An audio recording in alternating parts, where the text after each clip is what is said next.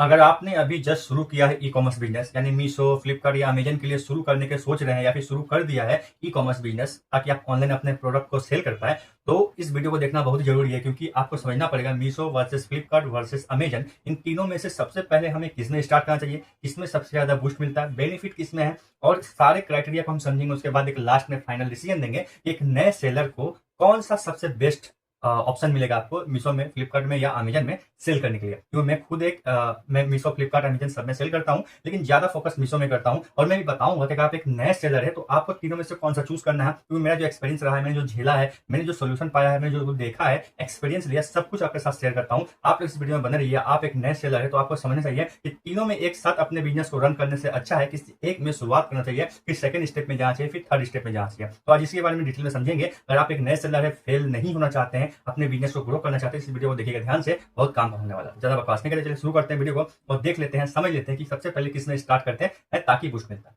अगर देखिए सबसे पहला बात करें अमेजन का, तो अमेजन, फ्लिपकार्ट और मीशो, ये तीन प्लेटफॉर्म के सबसे मेन और बेस्ट जो होता है, मतलब सबसे इंपॉर्टेंट और बेस्ट और सबसे बड़ा, ठीक है, वो होता है अमेजन। ध्यान रखिएगा, अमेजन का काफी जो व्यूअर्स होता है, मतलब जो उसका कस्टमर है जो अमेजन को डाउनलोड करके रखा है, वो हाई क्लास के जो फैमिली मेंबर्स होते हैं, हाई क्लास के जो लोग होते हैं, वो लोग ज्यादा ऐड करके रखे हैं। उसमें रिटर्न्स वगैरह बहुत कम आते हैं अमेजन में, खासकर उसमें क्वांटिटी नहीं देखा जाता है, क्वालिटी देखा जाता है। आप सपोज करिए कोई प्रोडक्ट, मेरे केस में इमिटेशन ज्वेलरी एग्जांपल लेता हूं, मैं इयरिंग्स वगैरह, नेकलेस वगैरह सेल करता हूं। तो अगर मैं सस्ते रेट वाला 40 रुपया 50 रुपये में खरीद करके मैं चाहूं अमेजन में सेल करने का, तो आपको पता क्या होगा, उसमें प्रोडक्ट का हाई रेट बहुत ज्यादा हो जाएगा, रेट ज्यादा रखना पड़ेगा। क्यों रखना पड़ेगा? क्योंकि अमेजन और फ्लिपकार्ट में अपना खुद चार्ज काटता है, कम से कम 110 120 के आसपास वो अलग से चार्ज लेता है। क्लोजिंग फीस, तो ये फीस वो फीस अगड़म बगड़म करके ये चार्जेस हो जाते हैं। शिपिंग फीस वगैरह भी है, ठीक है, ध्यान रखिएगा। तो ये जो कमीशन फीस है, ये है, वो है, सब देना पड़ता है। तो आपका ऑलरेडी प्रोडक्ट जो 40-50 रुपए का है ना, वो ऑलरेडी वहां पे उसमें 110 120 एक्स्ट्रा ऐड हो जाएगा, प्लस आप उसमें अपना प्रॉफिट ऐड करेंगे। उसके बाद आपको सोचना है कि प्रोडक्ट अगर रिटर्न आता है कस्टमर डैमेज के थ्रू, तो आपका लॉस होगा, तो आपको उसमें भी माइंड में रख के रेट डिसाइड करना पड़ेगा। तो देखिएगा 40-50 का प्रोडक्ट जो है वो 350 400 के आसपास चल जाएगा।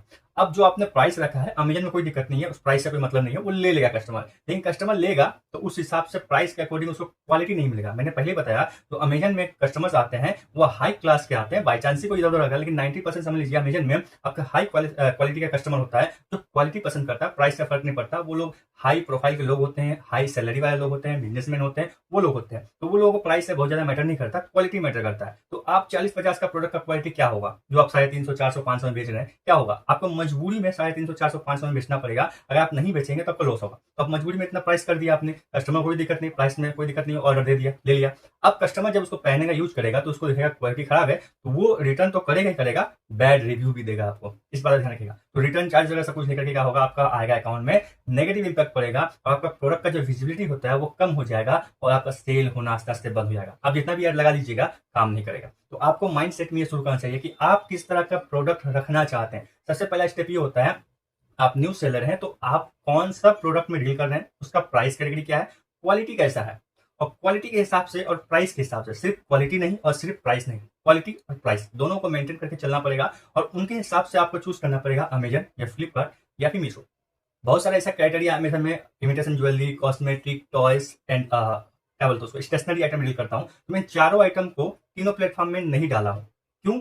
अभी आपको रीजन पता चलेगा, ठीक है। या फिर मैं इन चारों आइटमों किसी एक में नहीं डाला हूं, मैं कैटेगरी के हिसाब से देखता हूं कौन सा प्रोडक्ट का डिमांड कहां पे ज्यादा है और किस हिसाब से प्राइस रेंज है, तो कहां डालना बेस्ट होगा। तो आपको सबसे पहले यह समझना है आपका जो प्रोडक्ट है उसका क्वालिटी और प्राइस क्या है। क्वालिटी और प्राइस दोनों हाई होगा तब आप अमेजन में उसको डालिएगा, ठीक है। कोई भी ऐसा चीज जिसका क्वालिटी बहुत ज्यादा अच्छा है और प्राइस भी ठीक ठाक है, अच्छा में है, तो आप उसको अमेजन डालिए, आपका बिजनेस सक्सेसफुल होगा आस्ते आस्ते, ठीक है। ये समझ में आया? इसके लिए अमेजन सही है क्वालिटी के हिसाब से। अब उससे थोड़ा सा मिड रेंज का जो आइटम होता है वो फ्लिपकार्ट में आता है। सपोज करें 500 का आइटम आपने डाला अमेजन में, तो सेम उसी तरह 350 का आइटम आप डालेंगे फ्लिपकार्ट में, ठीक है। इसमें भी दो तरह के मिक्स कस्टमर्स हैं, लेकिन 80 से 70% हाई क्वालिटी के होते हैं और 30% लो कैटेगरी के कस्टमर होते हैं। तो लो कैटेगरी वाले में ध्यान आपको नहीं देना है, हाई क्वालिटी में ध्यान देना है। तो अमेजन में जो आप क्वालिटी मेंटेन करेंगे, चाहे तो आप फ्लिपकार्ट में डाल सकते हैं या फिर उससे थोड़ा सा कम क्वालिटी का आइटम उसमें डाल सकते हैं और कम प्राइस का फ्लिपकार्ट में, ठीक है। आप सब नहीं डाल सकते। और उसके बाद जो सबसे लो कैटेगरी में आता है वो मीशो को क्वालिटी से कोई मतलब नहीं होता। इसमें जो कस्टमर्स होते हैं वो डेली बेसिस पे कोई office boy, office girl, college boy, ये सब टाइप के होते हैं। हाउस वोमेन होते हैं, जो घरेलू महिलाएं होती है, जिसको सस्ता पसंद है, जो बाजार में 2 रुपए किलो आलू खोजती है, इस टाइप का महिला होता है। बाजार में 1000 रुपये किलो आलू भी है, 2 रुपये किलो भी आलू है। तो जो कस्टमर 2 रुपये किलो आलू खोजती है, क्वालिटी से मतलब नहीं है, वो उस टाइप का कस्टमर आपको मीशो में मिलेगा। तो मीशो में क्वालिटी अब अच्छा देने जाइएगा तो आपका प्राइस रेंज भी बढ़ेगा, और प्राइस रेंज जब बढ़ के लिस्टिंग करिएगा तो जब प्राइस ज्यादा शो करेगा ना, इसलिए तो कस्टमर उसमें क्लिक ही नहीं करेगा, और जब क्लिक ही नहीं करेगा तो आपका अकाउंट का विजिबिलिटी आस्ते आस्ते कम होगा, ऑर्डर डाउन होगा। अब आप माइंड में सोचेंगे कि मैंने तो अच्छा क्वालिटी का प्रोडक्ट डाला है, सेम प्रोडक्ट मैंने अमेजन में डाला है तो अमेजन में अच्छा चल रहा है, मीशो में नहीं चल रहा है। क्यों? क्योंकि आपका प्राइस ज्यादा है। तो आपको दो चीज हमेशा समझना पड़ेगा कोई भी अपने बिजनेस को शुरू करने से पहले, लिस्टिंग करने से पहले, कि कहाँ करना चाहिए, कौन सा बेस्ट है, अमेजन बेस्ट है, मीशो बेस्ट है या फिर फ्लिपकार्ट बेस्ट है। सबका अलग अलग कैटेगरी है। तो आप एक ही प्रोडक्ट 3 जगह डाल दीजिएगा, देखिएगा एक जगह अच्छा चल रहा है, 2 जगह नहीं चल रहा है, तो आप सोचेंगे ऐसा कैसे हो रहा है? ऐसा इसलिए हो रहा है कि आपने क्वालिटी या प्रोडक्ट का जो प्राइस है ठीक से समझा नहीं है, कंपेयर नहीं किया। ये लॉजिक होता है। तो मैं जो अपना बता रहा हूँ, मैं इमिटेशन ज्वेलरी और कॉस्मेटिक को सिर्फ और सिर्फ मीशो में डाल के रखा हूँ, फ्लिपकार्ट अमेजन में नहीं डाला हूँ। मुझे पता है मैं जो प्रोडक्ट है सस्ता कैटेगरी का है, 40, 50, 36, 16, 25 रुपया, 20 रुपया में मिल जाता है, और उसको मैं 199, 200, 234, 300 के अंदर कोशिश करता हूँ पूरा समेट देने का, और कॉम्बो प्राइस ऑफर रहकर सेल करता हूँ मीशो में। मुझे पता है किस टाइप का कस्टमर आता है। और सेकंड जब तो हाईएस्ट आता है, जैसे आपका हो गया स्टेशनरी आइटम, तो मैं उसको फ्लिपकार्ट में डालता हूँ। टॉयस वगैरह हो गया हाई क्वालिटी के टॉयस, मैं अमेजन में डालता हूँ, प्राइस भी ज्यादा होता है और चलता भी है। मैंने कोई भी चीज तीनों में एक साथ नहीं डाला है, या फिर एक साथ सब प्रोडक्ट को एक जगह नहीं डाला है, या फिर तीनों में नहीं डाला है। मैंने रिसर्च किया है कौन सा प्रोडक्ट कहाँ पे अच्छा चलता है, उस हिसाब से मैंने अलग अलग प्लेटफॉर्म पे डाला है। ये आपको समझ में आ गया कि कैसे हम लोग डिसाइड करते हैं। तो आप एक नए सेलर, आप लोगों को क्या लगता है, सपोज एग्जाम्पल लेते हैं, आपने कोई कपड़ा का बिजनेस शुरू किया, सपोज टी शर्ट बेचते हैं, एग्जाम्पल आपने आया और सोचा टी शर्ट है, तीनों प्लेटफॉर्म में लिस्टिंग कर देते हैं। लेकिन आप देखिएगा तीनों प्लेटफॉर्म में अच्छे तरीके से नहीं चलेगा, उसमें से कोई एक ऐसा प्लेटफॉर्म होगा जो अच्छा से चलेगा। अब आप सोचेंगे ऐसा कैसे, एक प्लेटफॉर्म अच्छा चल रहा है? तो रीजन वही है कि आप जो सेल कर रहे हैं, टी शर्ट जो सेल कर रहे हैं, आप उसका डिमांड कहाँ पे देखना चाह रहे हैं। अमेजन में है, फ्लिपकार्ट में, मीशो में। पहले रिसर्च करिए, आपको गूगल में रिसर्च मिलेगा, यूट्यूब में वीडियो देखने को मिलेगा, एआई में कई सारे एप्लीकेशन है, गूगल जेमिनी है, चैट जीपीटी 4 है, तो उसमें सर्च करिए, प्रोडक्ट का कैटेगरी निकालिए। अमेजन में सबसे ज्यादा जो टॉप कैटेगरी सेल होता है उसका लिस्ट निकालिए, फ्लिपकार्ट में जो टॉप कैटेगरी सेल होता है उसका निकालिए, मीशो का कैटेगरी होता है सेल निकालिए, उसका निकालिए। उस हिसाब से प्रोडक्ट को लिस्ट करिए। प्राइस और क्वालिटी दो चीज मैच करना पड़ेगा, ये समझ में आया? और साथ में कंपटीशन तो होता ही है, वो तो बात की बात है। शुरू किससे करना है मैं ये बता रहा हूँ। अब आप मेरा राय पूछेंगे कि एक नए सेलर को शुरुआत किससे करना चाहिए। मैं फिर से बता रहा हूँ, अमेजन फ्लिपकार्ट में थोड़ा ड्रामा ज्यादा है, मीशो में सबसे ड्रामा कम है। इसका कोई फीस एक्स्ट्रा चार्जेस नहीं है, ये ओनली जब आप लिस्टिंग करेंगे तो डिलीवरी चार्ज लेता है, ओनली डिलीवरी चार्ज। वो आप अपने पॉकेट से नहीं देते हैं, वो प्राइस में ऐड होता है, कस्टमर ही पे करता है इनडायरेक्टली। कस्टमर को पता नहीं होता है कि वो डिलीवरी चार्ज पे कर रहा है, लेकिन पे करता है। आप जब लिस्टिंग करेंगे तो आपको समझ में आएगा। आपको लिस्टिंग करना नहीं आता है, सीखना है, ऑलरेडी सब वीडियो बना हुआ है, मेरे होम पेज में जाकर देख सकते हैं। तो सबसे इजी नए सेलर्स के लिए मीशो ही होता है। ये मैं आपको व्हाइट पेपर में लिख के दे रहा हूँ। ऐसा क्यों बोल रहा हूँ? इसलिए बोल रहा हूँ, ये पहला कारण है इसमें कोई चार्जेस नहीं है। दूसरा कारण है कि ये बहुत इजी टू यूज है। इसका जो सिस्टम है, जो क्या बोलते हैं इंटरफेस है, सब कुछ इजी है, आसान तरीके से आप कर सकते हैं। प्लस आपके पास जीएसटी नहीं होगा तो भी आप मीशो से शुरू कर सकते हैं। लेकिन फ्लिपकार्ट अमेजन में ऐसा कोई ड्रामा नहीं है, जीएसटी देना ही पड़ेगा आपको। और अमेजन में तो बहुत ज्यादा ड्रामा है, तो ब्रांड अप्रूवल आपको नहीं मिलता। आप अपने ब्रांड से नहीं बेच पाएंगे, उसके लिए आपको ट्रेडमार्क लेना पड़ेगा, बहुत सा ड्रामा है, क्या क्या है उसको करना पड़ेगा, तो आपका ब्रांड से प्रोडक्ट का नाम शो करेगा।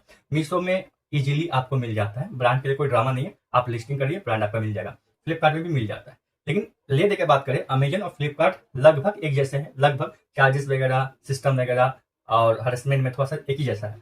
और मीशो में सबसे सिंपल और बेस्ट तरीका है न्यू सेलर के लिए, ना कोई झंझट, ना कोई दिक्कत। और सबसे बड़ा बात यह है, जो सबसे मेन चीज है, मैंने बताया भूलेगा, वो बता रहा हूँ। जो सबसे मेन चीज है मीशो का, कि आप नए सेलर है, आपने प्रोडक्ट 10 से 15 या 20 लिस्टिंग कर दिया है, और जब आप शुरू करते हैं तो 7 दिन के भीतर हर एक नए सेलर को लगभग ऑर्डर आना शुरू हो जाता है। इस बात का ध्यान रखिएगा। लेकिन मीशो, फ्लिपकार्ट और अमेजन में ऐसा नहीं होता है। फ्लिपकार्ट अमेजन में ऑर्डर आएगा ही नहीं, उसके लिए आपको खुद से पॉकेट से पैसा खर्च करना पड़ेगा, ऐड लगा करके ऑर्डर लाना पड़ेगा। इस बात का ध्यान रखिएगा। लेकिन मीशो में स्टार्टिंग में 7 दिन के भीतर ऑर्डर आना शुरू हो जाता है, और 1-2 ऑर्डर अच्छा से आप पार्सल कर दे रहे हैं, रेटिंग वेटिंग आने लगा तो और अच्छे क्वांटिटी में आता है। इस बात का ध्यान रखिएगा। और आप लोग जानना चाहते हैं कि ऑर्डर को रेगुलर कैसे बढ़ाए, इंक्रीज कैसे किया जाता है, सेल कैसे बढ़ाया जाता है, अकाउंट को ग्रो कैसे किया जाता है, तो बहुत सारे टिप्स एंड ट्रिक्स है, आपको फॉलो करने पड़ेंगे। क्या क्या है उसके लिए नेक्स्ट वीडियो इंतजार करिएगा। अगर कमेंट करते हैं तो बता दूंगा कि अपने सेल को बढ़ाते कैसे, ऑर्डर को बढ़ाते कैसे, सब चीज बताऊंगा कि अकाउंट को ग्रो कैसे किया था। मैं खुद काम कर चुका हूँ, काफी एक्सपीरियंस हो चुका है, तो मुझे आइडिया है कि किस तरह से काम करना पड़ता है, क्या क्या सिस्टम से। मैं खुद एक यूट्यूबर भी हूँ, तो मुझे अच्छी तरह पता है कि एसईओ क्या होता है, एसईओ करने से क्या फायदा होता है, ठीक है, कैसे हम लोग अकाउंट को ग्रो कर सकते हैं। तो आइडिया है, अपने वीडियो अपने चैनल में ग्रो किया है, तो मुझे पता है कि इसको कैसे ग्रो करना है। तो आप लोग को ध्यान रखना, आप एक न्यू सेलर है तो मेरा रिकमेंडेशन हमेशा यही है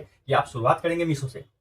आप 6 महीना 1 साल काम करेंगे पूरा मीशो में, सिर्फ मीशो में ही काम करेंगे, चाहे जीएसटी के साथ हो चाहे जीएसटी के साथ नहीं हो, कोई दिक्कत नहीं है। आप मीशो से काम करेंगे, उसके बाद आपको लगे 1 साल में कॉन्फिडेंस आया, एनर्जी बढ़ा, एक्सपीरियंस बढ़ा, कुछ कमा लिया आपने, स्टॉक आपने बढ़ा दिया, सिस्टम ठीक हो गया, तब आप फ्लिपकार्ट में शिफ्ट होंगे आस्ते आस्ते। मीशो और फ्लिपकार्ट दोनों में होगा। फिर 1 साल काम करेंगे तो फिर आप लास्ट में अमेजन में जाएंगे।